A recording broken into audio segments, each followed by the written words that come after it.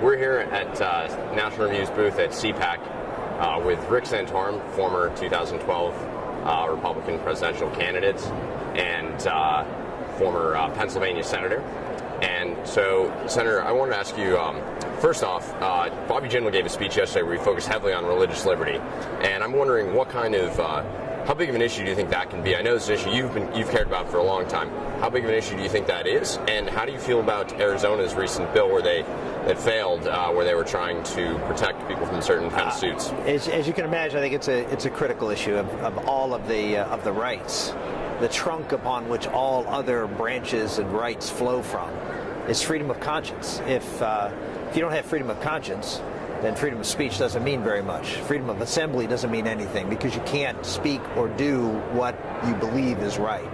And what we're seeing is the government increasingly encroaching upon this very sacrosanct area of our Constitution and using all sorts of excuses. Well, the government always uses excuses to suppress people's rights. And this, I think, is important that it's not just a single issue. You mentioned Arizona. Arizona's an important case. But Obamacare is just as important a case of the government imposing itself on people's religious liberties and limiting freedom of conscience to just the four walls of the church. That's not what freedom is. It's not just in a particular place at a particular time.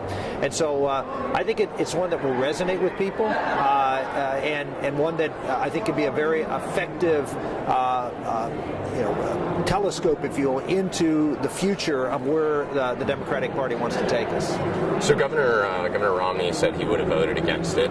Senator McCain said he was against the Arizona bill. Would you have voted for it? Absolutely. Absolutely. Yeah, I mean, you would talk about a complete mischaracterization of a bill.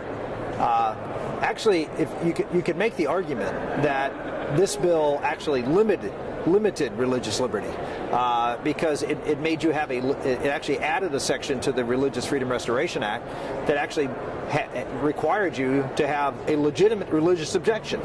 As before, you just said, well, it's against my religion, and or I have a religious objection. Here, they actually put a standard here, and all they did was say what's good for an individual is also good for a corporation. But it said you're going to have you have to justify your religious exemption. You can make the argument this was a limiting bill, and it was turned into, well, everybody has a right to discriminate against people who are gays and lesbians, which of course it did not do. And so I'm shocked to think that the media might have distorted the idea. It's a complete distortion, and here's the problem. This is typical of a lot of moderate Republicans. When the heat gets turned up on controversial issues, they run. They don't care what the issue is. They don't care whether they're right or wrong. They want to be on the side of tolerance, when in fact they're on the side of intolerance. Do you think we're losing the Republican Party on this, though? It's a very important issue that we have to do a better job of articulating.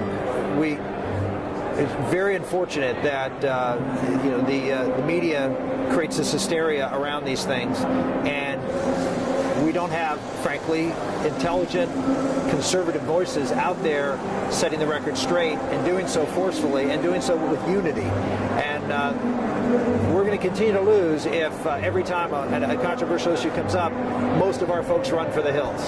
So speaking of media distorting religious issues, maybe, how do you feel about the Catholic Church's new Pope, Francis? Are you liking it? I'm actually going to mention him today in my speech. As I say in my speech, I'm excited. I think Pope Francis is a great mentor for conservatives, because Pope Francis isn't changing any of the Church's doctrine, but he's changing the message. And he's talking about, as he says, I'm tired of having the Church focus on what's wrong with people. What's wrong with people is, in his mind, and I agree with him from the point of as a Christian, what's wrong with people is they need the Lord, and so he's going to go out and share the gospel with them. He's going to share the good news with them. He's not going to share the do's and don'ts. He's going to share the having that relationship with Jesus Christ, and that is obviously that's not what the Republican Party should do. We're not a religion, but we should be sharing the positive news of what we are for.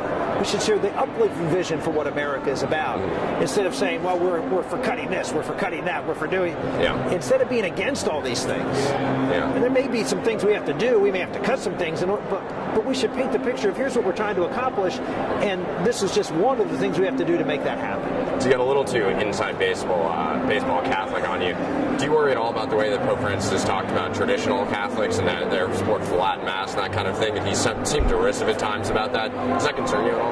I would say this, that if you're an Orthodox Catholic, you're probably a little shaken these days from the way the Pope talks about a lot of things. And you know what?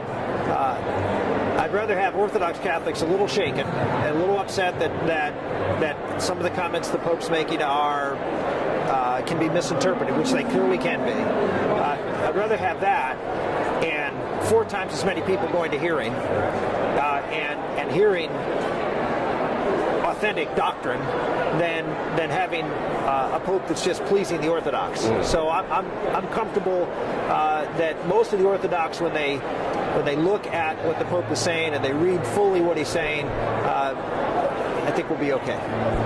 So you talked about how the Republican Party needs to work on its messaging, talk about what they're for rather than just what they're against.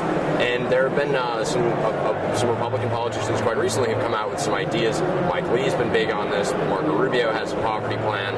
Paul Ryan is apparently going to work on that in his budget. And so, I mean, I assume you're excited by that. Do you have particular ideas that you think that they need to emphasize, or particular things that you like about their work? I in fact, have put forward in the campaign a whole bunch of ideas that I think really address working Americans, and that's really what we have to focus on. You know, we've left behind the great middle of America and have not talked to them. Our policies have focused on, let's be honest, cutting taxes for employers. I'm for that. I think it's a good thing. But when our policy is cutting taxes for employers and cutting benefits for lower and middle income people, it doesn't sound like you're on their side. Now, in essence, and in fact, we are on their side because we're creating jobs and opportunities. But we don't design and focus our message on how we're going to meet people where they are and help them rise in society. And you know, my focus in the campaign was on manufacturing. 70% of Americans are not going to graduate from college. What kind of jobs are they going to get in America that's going to be a family-sustaining job and an opportunity to rise in their career?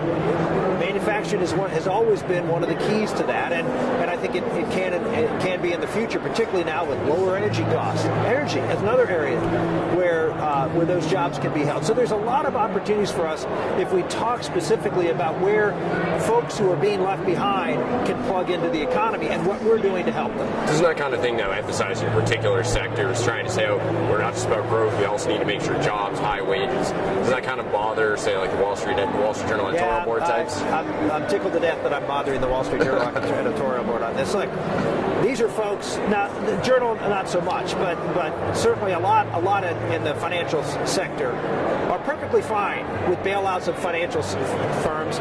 All of the best and brightest in schools, you talk to them, they're all going to Wall Street. Why? Because that's where all the money is. Why? Because that's where the government guarantees are.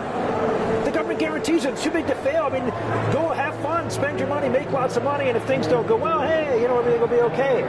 Don't give me, we need to take care of Wall Street, and we can't worry about Main Street. I'm not buying it. Pat Toomey introduced the plan on Too Big to Fail, changing the way that the bankruptcy code for banks works. Do you think something big needs to be done? The Republicans need to work on financial reform. We cannot be the party of the big corporate interests. We cannot be the party of the big banks or Wall Street because they don't serve America well. I don't think anybody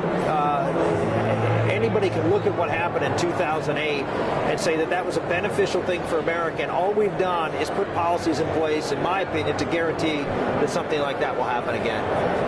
So you have a group called Patriot Voices that you've been working with, and what's your plan sort of for the midterms? You guys going to be working in particular stuff, and what's it looking forward to for 2016? What do you want to see the party emphasize? What are you kind of pushing especially? Well, I think I've made it pretty clear as to that we have to be going after those who don't believe in President Obama's "we'll take care of you and we'll give you everything," but they don't think Republicans care because we don't talk about them. We don't have policies oriented for them to understand of how we want to help. And I think that's where I'd like to see the party go. That's what I'm talking about today. Who are a couple of Republican leaders you think are doing a good job of that, and that might be 2016 contenders, besides perhaps yourself? Well, yeah, I mean, I'm certainly very open to looking at 2016, and certainly walking that path at this point to keep my options very open for that.